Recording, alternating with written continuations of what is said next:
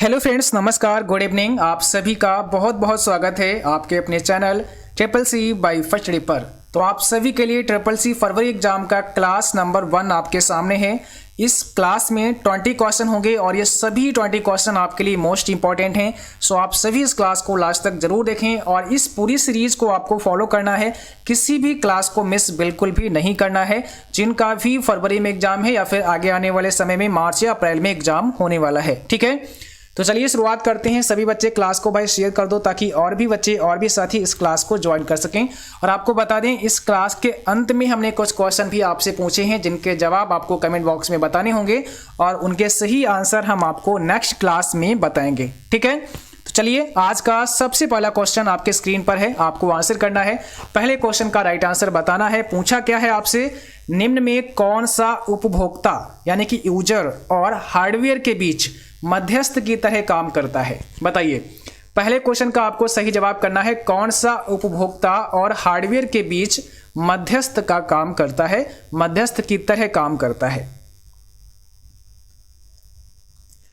पहले क्वेश्चन का सही जवाब भेजना है सभी बच्चों को। जैसा कि हमने आपको बताया, इस क्लास में 20 क्वेश्चन है, तो आपको प्रयास करना है कि आपका जो स्कोर है वो 20 में 20 का होना चाहिए, है ना। तो ऐसा आपका प्रयास होना चाहिए। पहले क्वेश्चन का जो करेक्ट आंसर है वो है ऑप्शन बी, ओएस, जिसे कहते हैं ऑपरेटिंग सिस्टम, ठीक है। तो ध्यान रखना है, ऑपरेटिंग सिस्टम क्या करता है, हार्डवेयर के बीच और जो उपभोक्ता होता है यानी कि जो यूजर होता है, यूजर और हार्डवेयर के बीच में मध्यस्थ का काम करता है, ठीक है। तो यहां पर हो जाएगा हमारा ऑप्शन नंबर बी करेक्ट।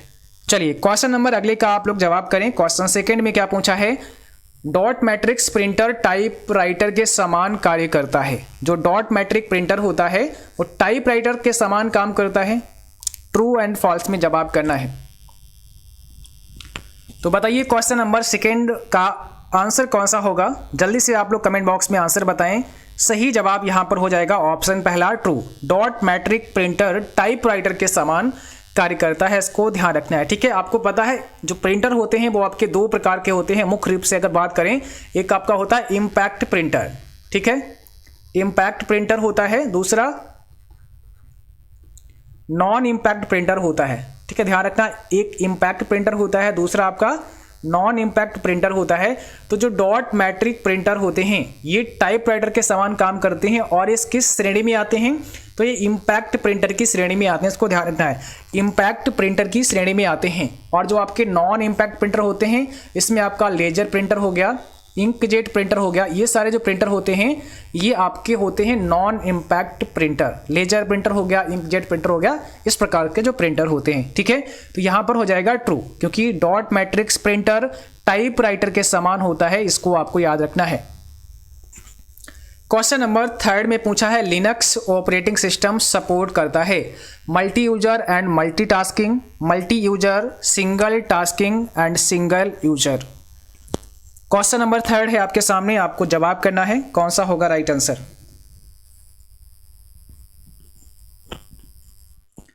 तो करेक्ट आंसर यहां पे हो जाएगा ऑप्शन पहला, multi user and multitasking. Linux क्या है, एक ऑपरेटिंग सिस्टम है, ठीक है। और इसको ध्यान रखना है, कैसा है, ओपन सोर्स ऑपरेटिंग सिस्टम है। कैसा है, ओपन सोर्स ऑपरेटिंग सिस्टम है आपका लिनक्स। अगला क्वेश्चन देखिए, लिब्रे ऑफिस इम्प्रेस प्रोग्राम प्रत्येक स्लाइड के लिए नोट्स बनाता है जो केवल दिखाई देते हैं। ओके, तो लिब्रे ऑफिस इम्प्रेस प्रोग्राम प्रत्येक स्लाइड के लिए नोट्स बनाता है जो केवल दिखाई देते हैं।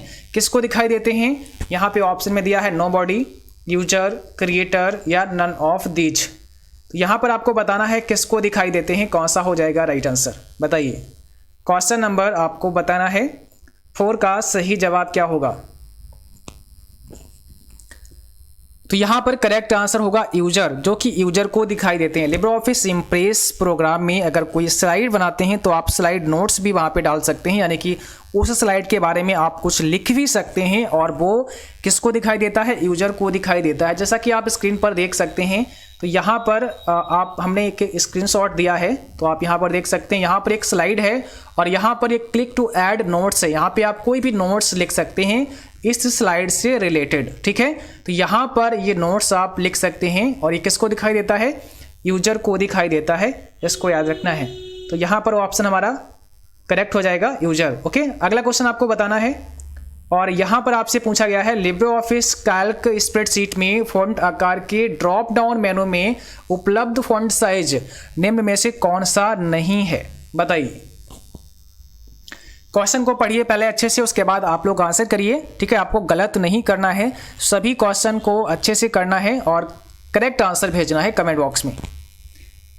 लिब्रे ऑफिस कैल्क स्प्रेडशीट में फॉन्ट आकार के ड्रॉप डाउन मेनू में उपलब्ध फॉन्ट साइज निम्न में से कौन सा नहीं है। कौन सा साइज यहाँ पर नहीं होता है जो आपका लिब्रे ऑफिस कैल्क होता है उसमें, तो करेक्ट आंसर हो जाएगा 98। देखिए यहाँ पर 98 ये वाला साइज नहीं होता है उस ड्रॉप डाउन मेनू के अंतर्गत, बट बाकी सभी आपको मिलेंगे, बट 98 आपको नहीं मिलेगा, यानी कि केवल 96 तक आपको मिलते हैं, ठीक है। केवल 96 तक आपको मिलते हैं और मिनिमम वहाँ पर कितना होता है, 6 होता है, तो 6 से लेकर के 96 तक होता है, इसको याद रखना है। अब एक चीज़ और यहाँ पर आपसे पूछी जा सकती है, आपसे पूछा जा सकता है लिब्रे ऑफिस कैल्क स्प्रेडशीट में आप ये बताएं कि जो बाय डिफ़ॉल्ट फॉन्ट साइज होता है वो कितना होता है। तो अगर आपसे पूछें बाय डिफ़ॉल्ट फॉन्ट साइज कितना होता है तो आपका आंसर क्या होगा, बताइए आप लोग।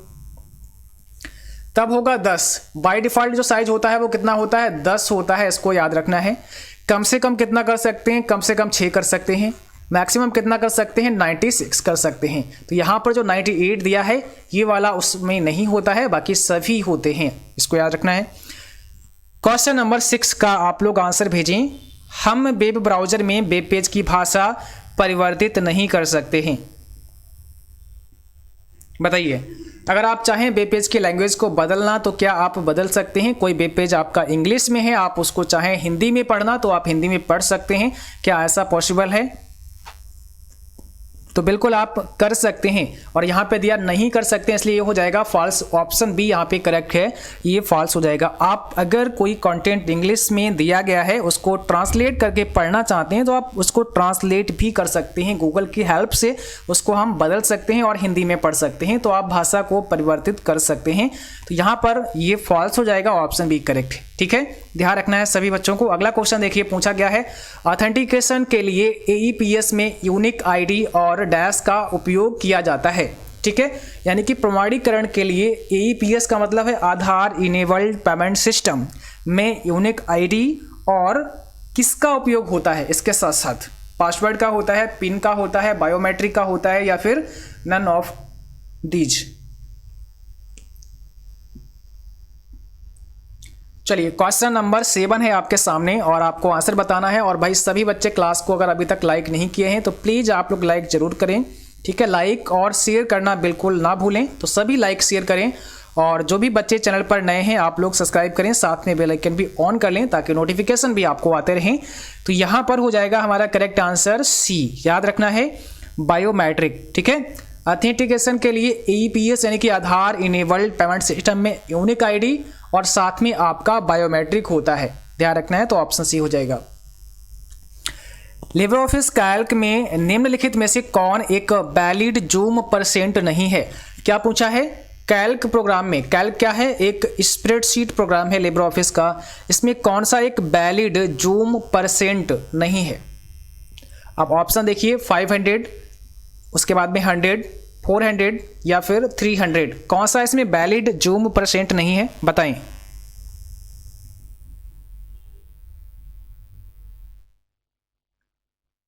चलो भाई कौन सा हो जाएगा राइट आंसर, ऑप्शन पहला हो जाएगा 500 नहीं है, याद रखना है। लिब्रे ऑफिस कैल्क की बात की गई है और आपको पता है कैल्क में जो जूम होता है वो होता है 400%। मिनिमम की बात करें तो 20% एंड मैक्सिमम की बात करें तो 400 होता है लिब्रे ऑफिस कैल्क में जूम परसेंट, आपको याद रखना है।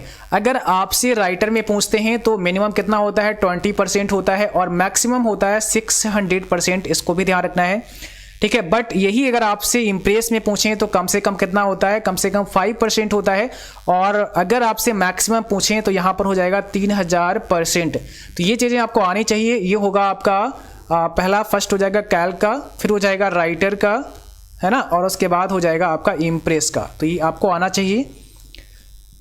अगला क्वेश्चन देखिए क्या पूछा है, SSL द्वारा सुरक्षित SMTP कनेक्शन के रूप में जाना जाता है। एसएसएल द्वारा सुरक्षित एसएमटीपी कनेक्शन के रूप में जाना जाता है। मीन्स किसके रूप में जाना जाता है? एसएमटीपी का मतलब सिंपल मेल ट्रांसफर प्रोटोकॉल। ठीक है, याद रखना है, सिंपल मेल ट्रांसफर प्रोटोकॉल।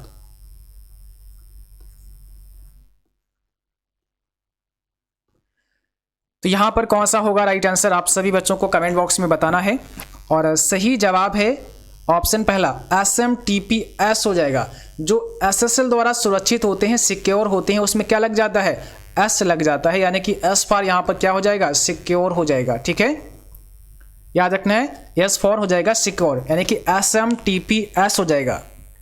और अगर आपसे पूछें SSL का फुल फॉर्म क्या होता है, तो इसका जवाब होगा सिक्योर सॉकेट लेयर, याद रखना है। अगला क्वेश्चन, ईमेल का पहला भाग डैश को बताता है। सॉरी, यहाँ पर पहला है तो हम यहाँ पर आ की मात्रा लगा देते हैं। ईमेल का पहला भाग डैश को बताता है।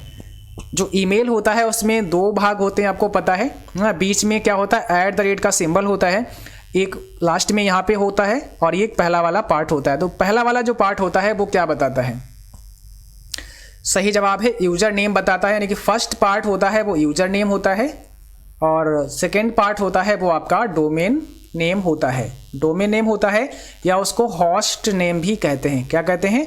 होस्ट नेम भी कहते हैं। आपको याद रखना है, अगर होस्ट नेम आ जाए तो आपका ये वाला ऑप्शन सही हो जाएगा। चलिए क्वेश्चन अगला, प्राप्त मेल को किसी दूसरे को भेजने के लिए डैश पर क्लिक करें।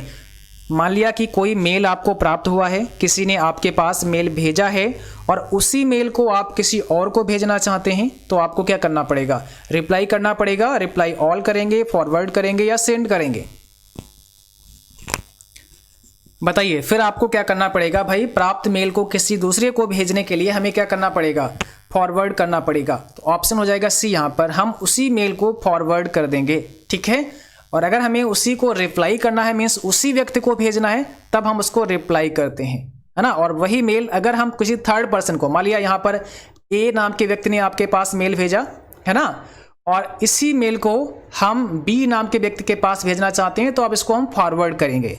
बट अगर हम ए नाम के व्यक्ति ने हमें भेजा और इसी को हम जवाब देना चाहते हैं, तो हम रिप्लाई करेंगे। ठीक है, निजी सूचना का प्रारूप जो ईमेल में जोड़ा जाता है उसे डैश कहते हैं। उसे क्या कहते हैं? निजी सूचना का प्रारूप जो कि ईमेल में जोड़ा जाता है, उसे किस नाम से जानते हैं? बताएं, कौन सा यहां पे करेक्ट आंसर हो जाएगा आपका?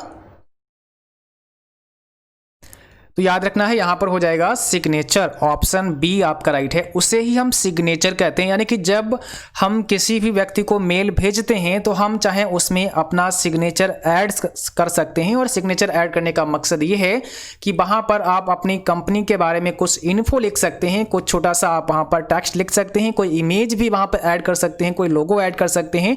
और जब आप किसी भी व्यक्ति को फिर मेल भेजेंगे, तो जो आपने किसी व्यक्ति को मेल भेजा उसमें जो भी आपने लिखा वो तो ठीक है, बट उसके साथ साथ नीचे क्या होगा? एक सिग्नेचर भी जाएगा, एक ऐसा टेक्स्ट जाएगा जो आपने ऑलरेडी वहां पर सेट कर दिया है, उसी को हम सिग्नेचर के नाम से जानते हैं। तो वो जब आप किसी के पास भेजोगे तो अपने आप जाएगा। जैसे आपने कई बार देखा होगा, कोई कंपनी से जब मेल आता है तो वहां पे लिखा होता है ना, रिगार्ड्स, ऐसे करके लिखा होता है इस प्रकार से, और नीचे उस कंपनी के बारे में दिया गया होता है। तो ये पूरा डिटेल हम लिख सकते हैं एज ए सिग्नेचर के रूप में।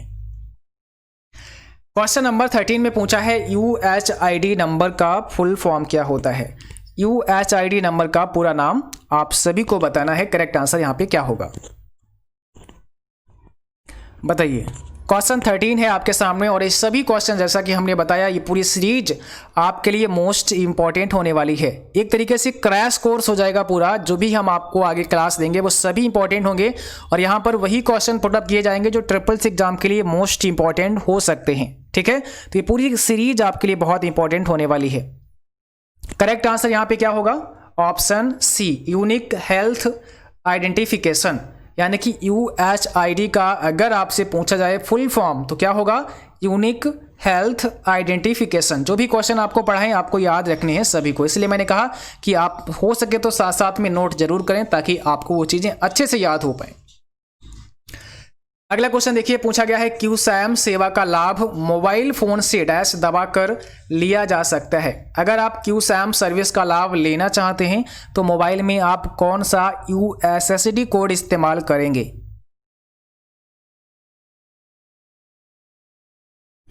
बताइए कौन सा हो जाएगा आपका राइट आंसर, जल्दी से बताना है क्वेश्चन नंबर 14 का।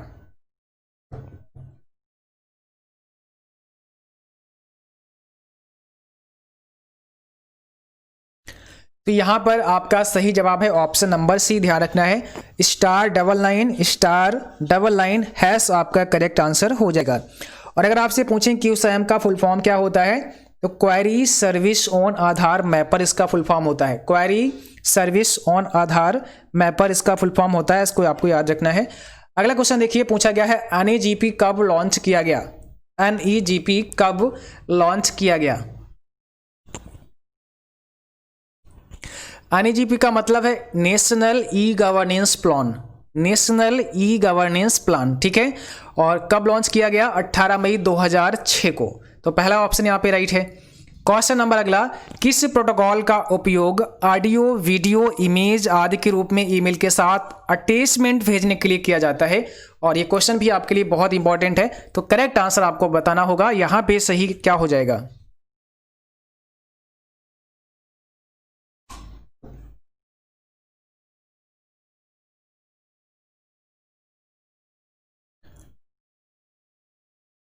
तो यहां पर सही जवाब है ऑप्शन नंबर डी, MIME। ध्यान रखना है, मल्टीपर्पस इंटरनेट मेल एक्सटेंशन, ठीक है, मल्टीपर्पस इंटरनेट मेल एक्सटेंशन याद रखना है, ऑप्शन नंबर डी हो जाएगा। और अगर यहाँ पर इसको थोड़ा सा समझने की कोशिश करें तो आप देख सकते हैं MIME का फुल फॉर्म होता है मल्टीपर्पस इंटरनेट मेल एक्सटेंशन। 1991 में 1991 में, ठीक है, नेथन बोरस्टीन के द्वारा बनाया गया था। इसको किसके द्वारा? नेथन बोरस्टीन के द्वारा इसको बनाया गया था, इसको ध्यान रखना है। और इसकी मदद से यानी कि इसकी हेल्प से इंटरनेट यूजर किसी ईमेल में साधारण टेक्स्ट के बजाय वो क्या कर सकते हैं, कोई भी फोटो, कोई वीडियो या कोई टेक्स्ट ऐड कर सकते हैं, जोड़ सकते हैं, ठीक है, आदि सेंड किए कर सकते हैं। किसके द्वारा? मल्टीपर्पस इंटरनेट मेल एक्सटेंशन के द्वारा। तो जो नॉर्मल हम टेक्स्ट लिखते हैं उसके अलावा अगर कोई अटैचमेंट आप लगाना चाहते हैं तो फिर उसके लिए हमें इसी प्रोटोकॉल का इस्तेमाल करना होता है ना, MIME का, आपको ध्यान रखना है। अगला क्वेश्चन देखिए, भारतीय मुद्रा चिन्ह रुपए किन दो भाषाओं के मेल से बना है? बताइए, यहां पर आपको सही जवाब बताना है। आपको करेक्ट आंसर क्या हो जाएगा? भारतीय मुद्रा चिन्ह जो आप देख रहे हैं किन दो भाषाओं के मेल से बना है? तो यहां पर सही जवाब है ऑप्शन सी, देवनागरी और रोमन, ठीक है। अगला question, IMPS stands for, IMPS का मतलब क्या है, फुल फॉर्म आपसे पूछा है, तो बताइए यहां पर सही जवाब क्या हो जाएगा IMPS का? करेक्ट आंसर है इमीडिएट पेमेंट सर्विस, ऑप्शन पहला राइट। और अगला क्वेश्चन आपसे पूछा गया है डेबिट कार्ड पर मुद्रित संख्या में कितने अंक होते हैं? यानी कि जो आपका डेबिट कार्ड होता है उस डेबिट कार्ड पर जो अंक होते हैं, जो डिजिट होते हैं, वो कितने अंक के होते हैं? आपको आंसर करना है। सही जवाब यहां पर कौन सा होगा? ठीक है, तो डेबिट कार्ड पर कितने अंक होते हैं आपको राइट आंसर बताना है। कौन सा होगा सही जवाब? तो याद रखना है 16 यानी कि 16 अंक होते हैं आपके डेबिट कार्ड पर, 16 अंक होते हैं, 16 डिजिट होते हैं। क्वेश्चन नंबर अगला पूछा गया है ब्राउजर में नई टैब ओपन करने की शॉर्टकट की, यानी कि आप नई टैब अगर ओपन करना चाहते हैं ब्राउजर में तो उसके लिए कौन सी शॉर्टकट की आप इस्तेमाल करेंगे। और ब्राउजर की हमने सभी शॉर्टकट की को विद प्रैक्टिकल आपको समझाया है, तो आप उस क्लास को भी पढ़ सकते हैं, देख सकते हैं, जिसमें हमने सभी शॉर्टकट की विद प्रैक्टिकल आपको समझाई हैं। ठीक है, उसका लिंक हम अपने टेलीग्राम पर शेयर कर देंगे जहां से आप लोग देख सकते हैं, तो टेलीग्राम को आप लोग ज्वाइन कर लेना, लिंक होगा डिस्क्रिप्शन बॉक्स में। यहाँ पे सही जवाब है ऑप्शन नंबर बी, कंट्रोल के साथ में टी प्रेस करने से क्या होगा, कंट्रोल टी जैसे ही दबाएंगे तो ब्राउजर में एक नई टैब ओपन हो जाएगी। ठीक है, तो कंट्रोल टी इसका राइट आंसर है।